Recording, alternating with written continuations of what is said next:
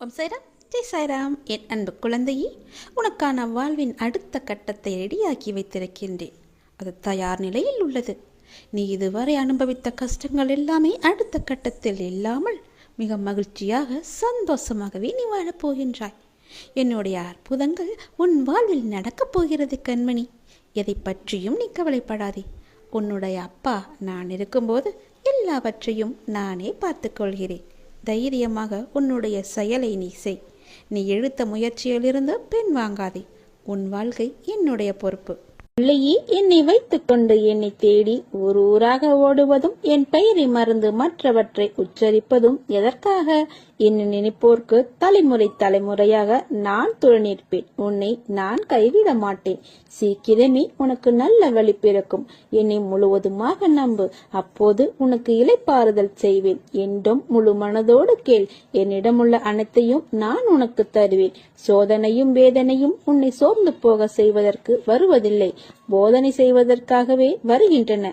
போதனையை உணர்ந்தால் உனக்கு சாதனையாக மாறும். ஒவ்வொரு நிலையை நினைத்தும் வேதனைப்படுகிறாய். பிள்ளை நலனை நினைத்து வேதனை, இறந்து போனதை நினைத்து வேதனை, நோக செய்பவர்கள் நினைத்து வேதனை. இப்படி வேதனை மேல் வேதனைப்பட்டு எதை சாதிக்கப் போகிறாய்?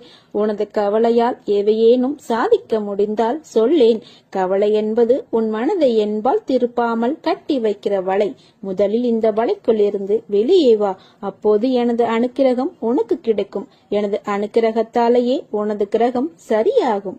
வாழ்க்கையில் அடுத்த நிமிடங்கள் என்ன நடக்கும் என்பதில்தான் மனிதனின் வாழ்நாளுடைய அர்த்தங்கள் அடங்கியுள்ளது. அந்த அர்த்தங்களுக்கு தான் ஓடுகின்ற ஓட்டம். அதில் நிதானமாக ஓடுபவர்கள் சில பேர். சிலர் எதற்காக, ஏன் என ஒன்றும் தெரியாமல் ஓடுகிறார்கள். இந்த தற்போதைய உலகத்தை பார்க்கும்போது விடிவது அதில் ஓட்டம் மட்டும்தான் கண்களுக்கு தெரிகிறது. ஏதோ சிறு சிறு இடத்தில் அன்பு, பரிவு, பாசம் என சிலரின் மனதில் பார்க்க முடிகிறது.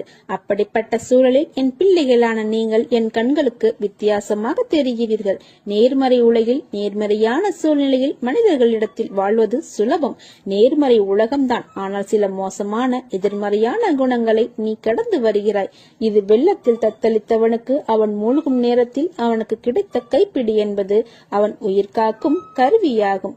அந்த கைப்பிடி கருவிதான் தெய்வம். அந்த நேரத்தில் அதுதான் உன் இப்போதைய வாழ்க்கையை உனக்கு தந்தது. நீ எதற்கும் பதைக்காதே. என் கை எப்போதும் உன்னை காக்கும். விரைவில் மேலோங்கி உன்னை பார்த்து நகைத்தவர்களுக்கு முன்னிலையில் நிமிர்ந்து பார்க்க உன்னை செய்வேன்.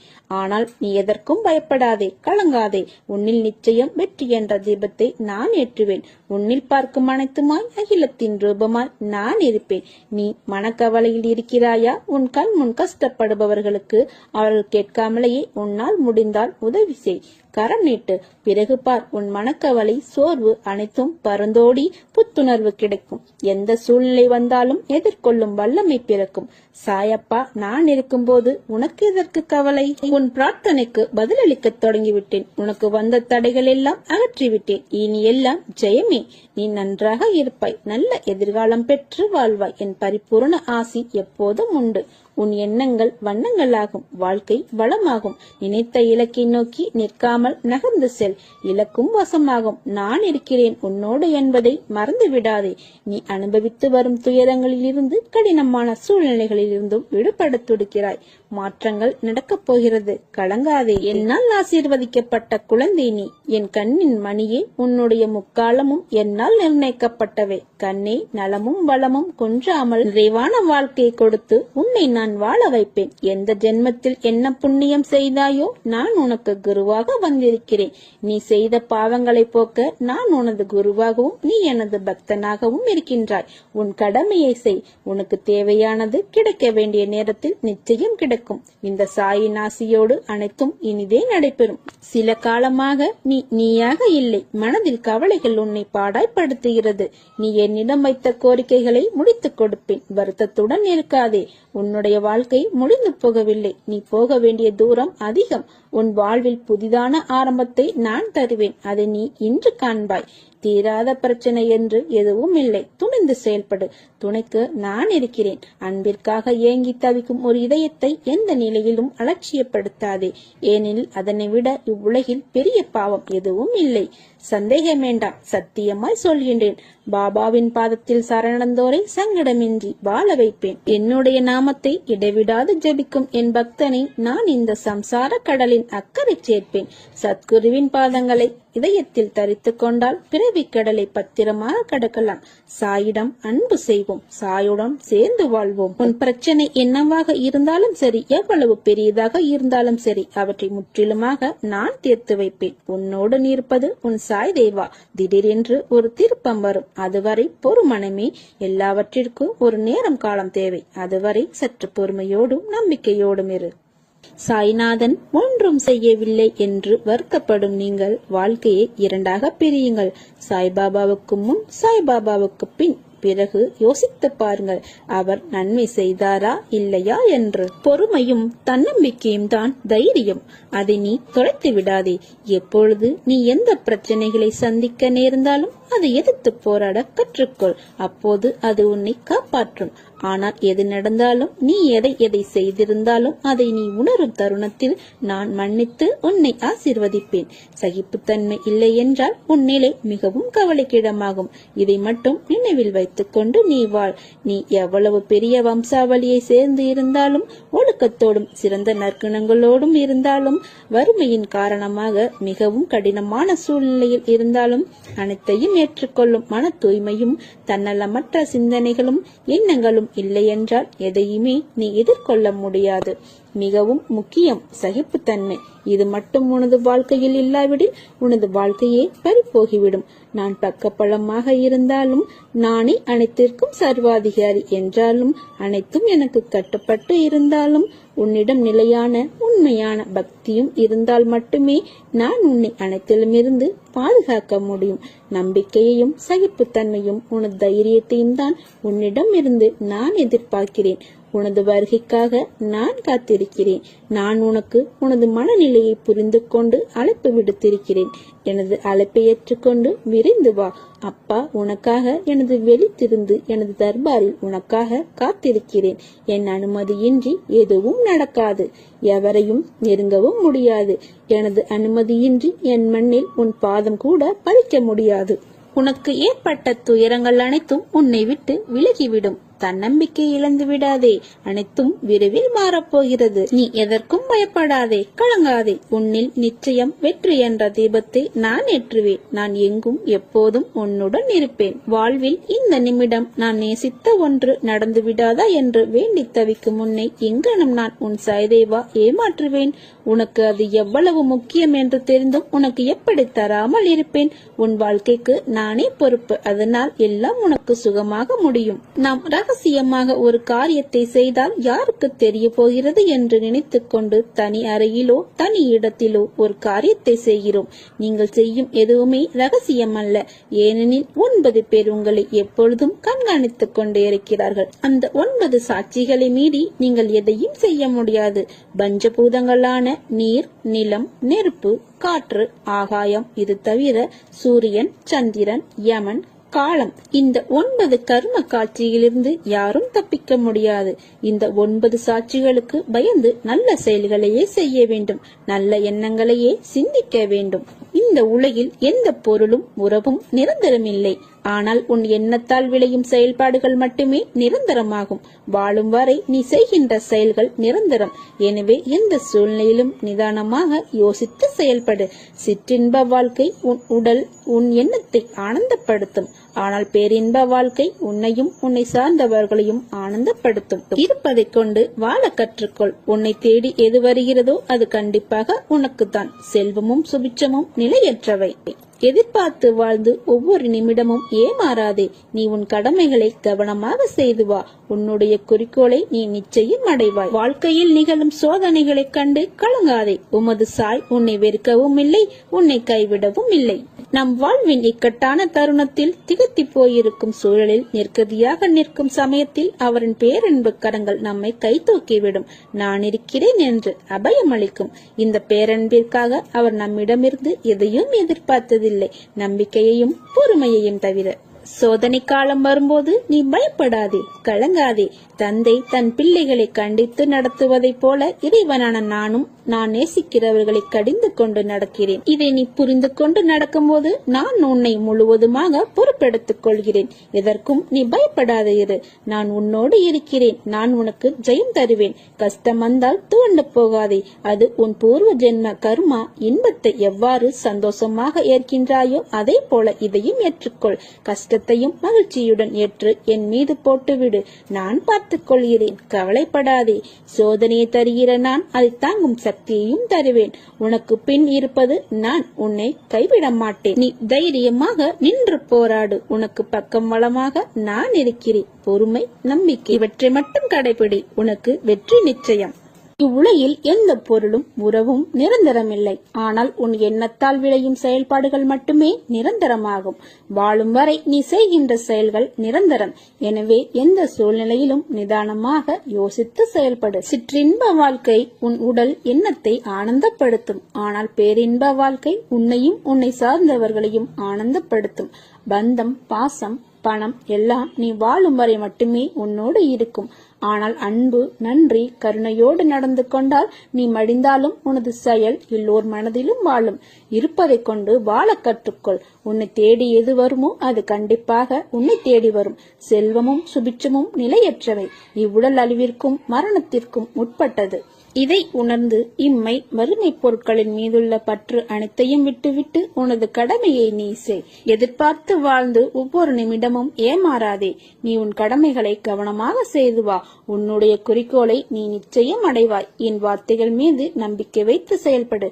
வாழ்க்கையில் உயர்ந்த நிலையை அடைவாய். எல்லாம் முடிவுறும். நீ ஜெயமாக வாழ்வாய். உனக்கு எல்லா சூழ்நிலைகளும் நான் துணை நிற்பேன். உன் வாழ்வில் பக்குவம் என்ற நிலை என்றால் என்ன என்பதை புரிந்து விட்டாய் அல்லவா? உலகத்தில் எனது சந்தோஷமும் நிம்மதியும் என்னிடம்தான் இருக்கிறது. சூழ்நிலைகளை கையாளும் முறையில்தான் எனது நிம்மதி அடங்கியுள்ளது. எதிரே கூர்மையான என்ன ஆயுதங்கள் வந்தாலும் எனது நிலை, எனது மன அமைதி நான் பார்த்துக் கொள்வேன். அவர்களின் எதிர்மறை சொல்லோ செயலோ என்னை எந்த வகையிலும் பாதிக்காது. ஏனென்றால் நான் தீங்கு செய்யவில்லை. அதனால் பயம் எனக்கு தேவையில்லை. அதையும் தாண்டி அவர்களால் எனக்கு துன்பம் வருகிறது என்றால் அதை என் சாயப்பா பார்த்துக் கொள்வார் என்று நினைப்பதுதான் என் பக்குவத்தின் உயர்நிலை. என் தேடலுக்கான அனைத்தும் அர்த்தமும் என்னிடம், என் ஆத்மாவான சாய்தேவாவிடம்தான் இருக்கின்றது என்ற உன் நம்பிக்கை, உன் பக்தியின் உயர்நிலையில்தான் உன் அழகு பிறக்கின்றது. உன்னிடம் ஒன்று கூறுகிறேன். நீ இல்லையே நான் உன் சாய்தேவா இல்லை. உன் அம்மாவாக, அப்பாவாக எனது அனைத்தும் ஆசீர்வாதங்களுடன் வாழ்த்துகிறேன் உன்னை.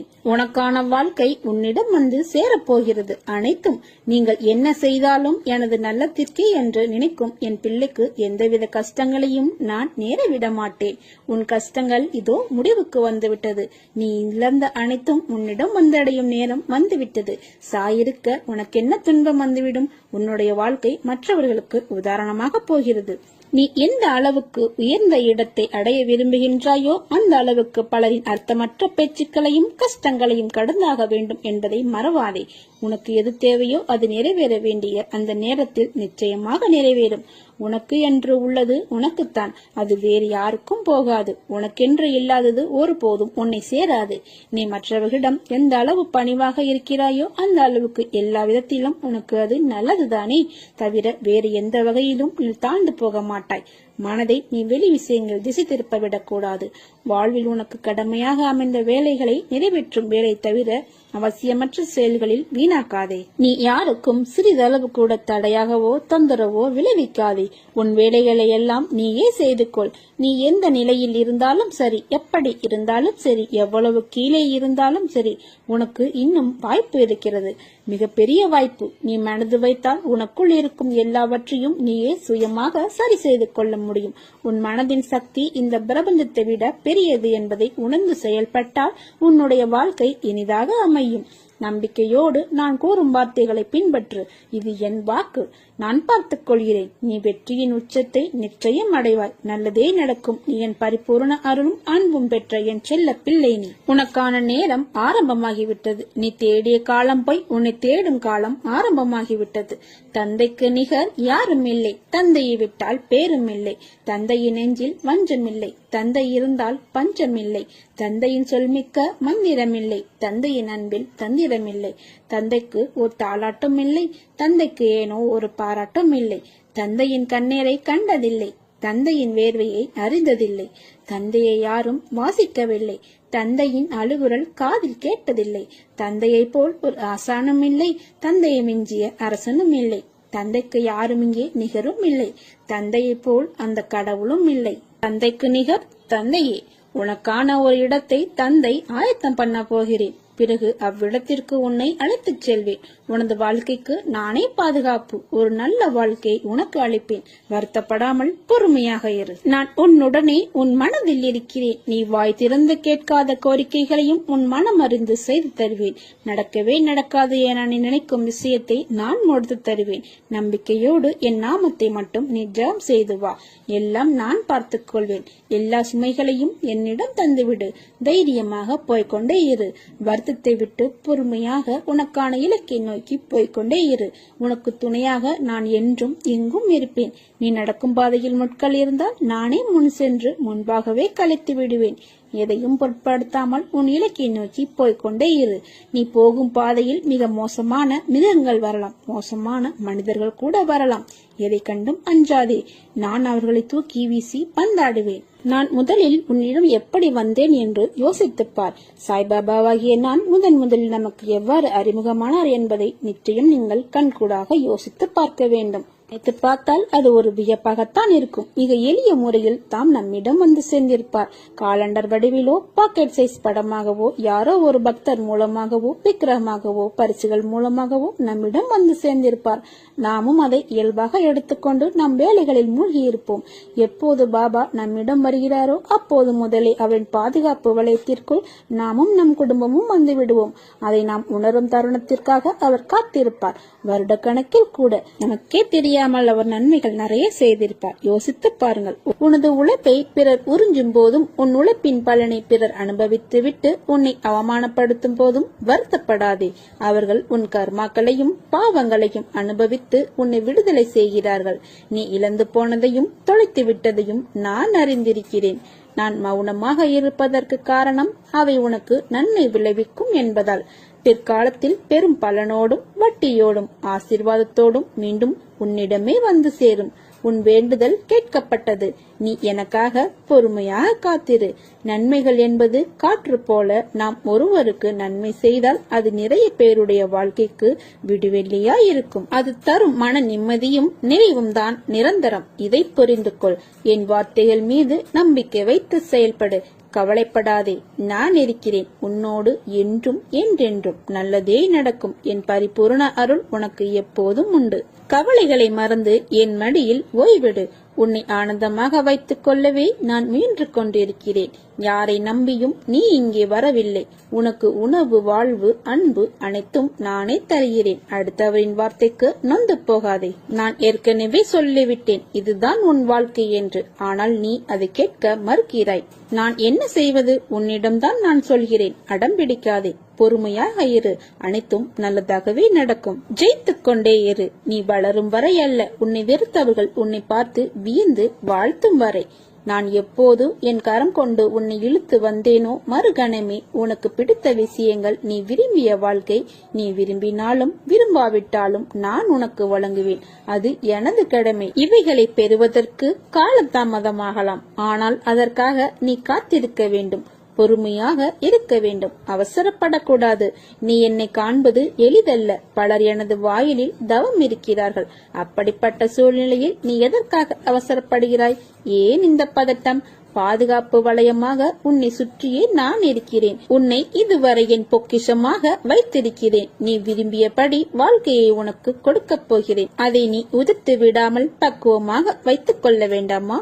புரிந்து கொண்டு வாழ கற்றுக்கொள். நீ எப்போது என்னை முழுவதுமாக புரிந்து கொள்கிறாயோ அப்போதே எனது தரிசனமும் பரிபூர்ண ஆசீர்வாதமும் உனக்கு கிடைக்கும். உன்னை பற்றி யார் எப்படி வேண்டுமானாலும் பேசட்டும், எதை வேண்டுமானாலும் செய்யட்டும். அதை பற்றி நீ கவலைப்படாதே.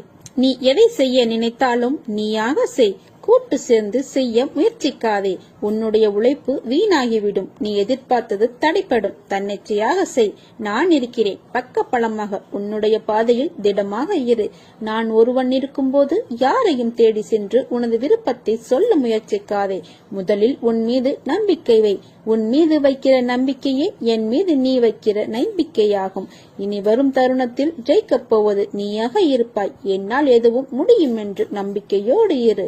எத்தனை அதிகமாய் நெய் ஊற்றினாலும் தீபம் தானாக எரிவதில்லை. அதை பற்ற வைக்க வேறொரு நெருப்பு தேவைப்படுகிறது. அந்த நெருப்பின் பெயர்தான் குரு, அதாவது சாய்பாபா. நீ நினைத்துக் கொண்டிருக்கும் ஒரு விஷயம் நடக்கும் என்று நினைத்துக் கொண்டிருக்கிறாய். அது நடக்குமா நடக்காதா என்று நினைக்கின்றாய். வீண் குழப்பத்தை விட்டுவிடு. அது கண்டிப்பாக நடக்கும். உன் சாயப்பா நான் இருக்கிறேன் அல்லவா? என்னிடம் வருபவர் எப்போதும் அமைதி பெறுவார். அவர்களின் எல்லா விருப்பங்களையும் நான் நிறைவேற்றுவேன். எனது குழந்தைகள் நிறைய நம்பிக்கையுடன் என்னிடம் வருகிறார்கள். நான் அவர்களை வெறும் கையோடு திருப்பி அனுப்ப மாட்டேன். நான் உன்னுடையவன் என்ற விஷயத்தை மறந்துவிடாதே. உங்களுடனேயே நான் இருக்கிறேன் என்பதையும் மறந்து விடாதே. உங்கள் பசியை தணிக்காமல் நான் உண்ண முடியுமா? ஒவ்வொருவரிடமும் வாதம் செய்யும் கர்வத்தை ஒழித்துவிட்டு பணிவுடன் வாழ கற்றுக்கொள்ளுங்கள். எதற்கெடுத்தாலும் வாதம் செய்வதென்னும் கெட்ட பழக்கம் ஒரு கணம் கூட நம்மை தொடுவதை அனுமதிக்க கூடாது என்னும் பாடத்தை நாம் கற்றுக்கொள்ள வேண்டும். ஏனெனில் இக்குணம் பல கெடுதல்களை விளைவிக்க கூடியது. நம்முடைய வாத திறமை பற்றி கர்வத்தை ஒழித்துவிட்டு பணிவுடன் வாழ வேண்டும். வாத பிரதிவாதங்கள் செய்வதால் ஒரு பயனும் இல்லை. எதற்கெடுத்தாலும் வாதம் செய்யும் இயல்போ மற்றவர்களுடன் போட்டி போடுவதோ நற்குணம் அல்ல. உள்ளார்ந்த நம்பிக்கையும் தைரியமும் பொறுமையும் சகிப்புத்தன்மையும் இல்லையெனில் குருவின் அருள் சாத்தியமில்லை. குருவின்றி ஞானமும் இல்லை. குருவின்றி மோட்சமும் இல்லை. குருவின்றி உயர்வும் இல்லை. குருவின்றி எதுவும் இல்லை. நீ அனுபவித்து வரும் துயரங்களில் இருந்து கடினமான சூழ்நிலைகளில் இருந்தும் விடுபடத் துடிக்கிறாய். மாற்றங்கள் நடக்கப் போகிறது. கலங்காதே. எந்த சூழ்நிலையிலும் அப்பாவாகிய நான் என்றும் உன்னை கைவிட மாட்டேன். உன்னோடும் உன் குடும்பத்தோடும் சாய்பாபாவாகிய நான் என்றும் துணை இருப்பேன். நல்லதே நடக்கும். சாயிருக்க பயமேன். ஓம் சாய்ராம். ஜெய் சாய்ராம்.